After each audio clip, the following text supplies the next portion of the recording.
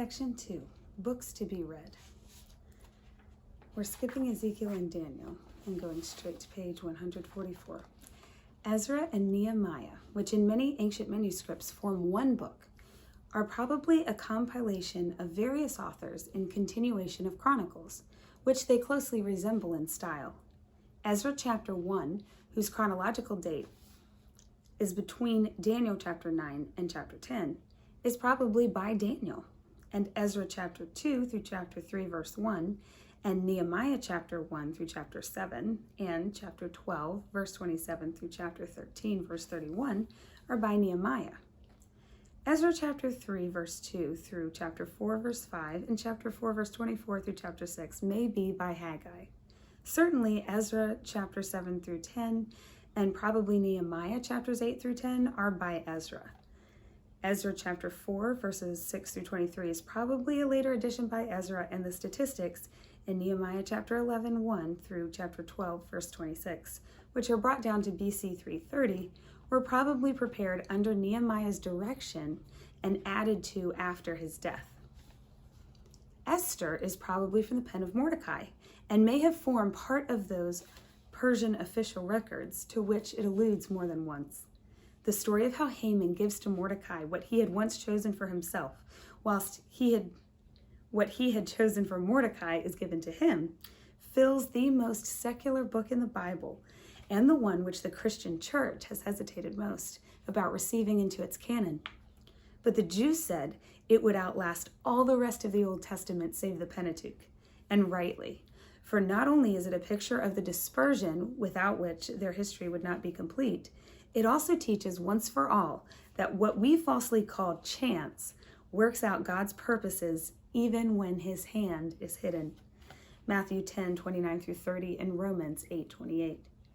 As Herodotus, Xenophon, and Berosus fill in the brief statement of Daniel 5:30 with details exactly corroborating the predictions of Isaiah, Jeremiah, and Habakkuk concerning the fall of Babylon, so the historians of Greece paint the same willfully imperious monarch that appears in Esther and account for the fact that two foreigners were apparently rivals for the office of Grand Vizier by describing the great destruction of Persian nobles in the war with Greece that took place between Vashti's repudiation and Esther's marriage.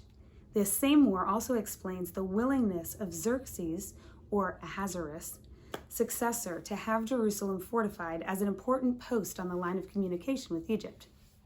Haggai, written around 520 BC, his keynote is, "Do your appointed work at the appointed time, zealously and steadily." He dwells on hindrances from within, as the contemporary historians dwell on those from without. Both have in all ages to be overcome. With little of the poetic fire of his great predecessors, he utters vigorous and practical exhortation to men to consider their ways and see themselves as they really are. No prophet ever appeared at a more critical juncture, and no prophet was more immediately successful.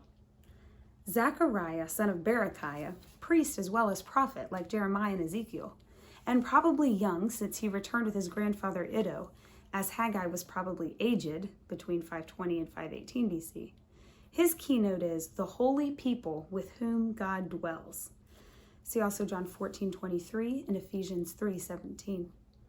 Part 1, chapters 1 through 8, is dated, continuous, full of clear allusions to the events and circumstances of the time, and evidently all from the same hand.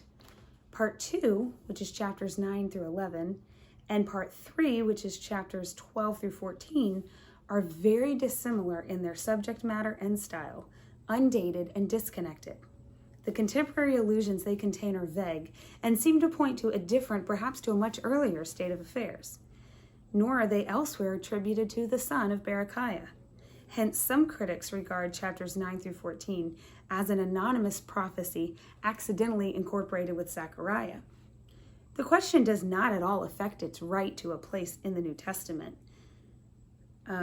In the Bible, it is more than once quoted in the New Testament, and opinions differ so widely as to its date, if it's not by Zechariah, that I merely separate it from Part 1 without placing it in a different period. See Dr. Marcus Dodd's Post-Exilian Prophets for fuller discussion of the subject. And lastly, it's Malachi, around the year 397 BC. We are not even certain of this prophet's name. He's never even mentioned elsewhere, and his designation means simply messenger. Its use in Haggai chapter 1 verse 13 and Malachi chapter 2 verse 7 and chapter 3 verse 1 has suggested that this book, which the Jews called the seal of the prophets, is anonymous. Its author was to Ezra and Nehemiah what Haggai and Zechariah had been to Joshua and Zerubbabel.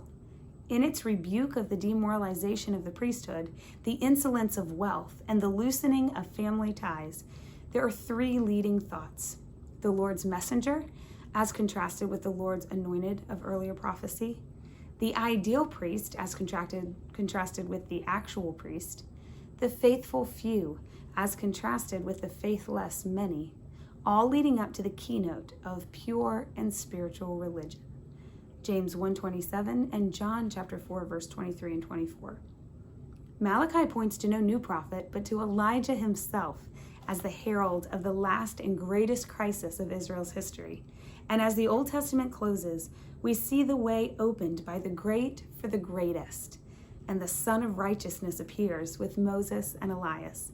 See Luke chapter 9 verse 30.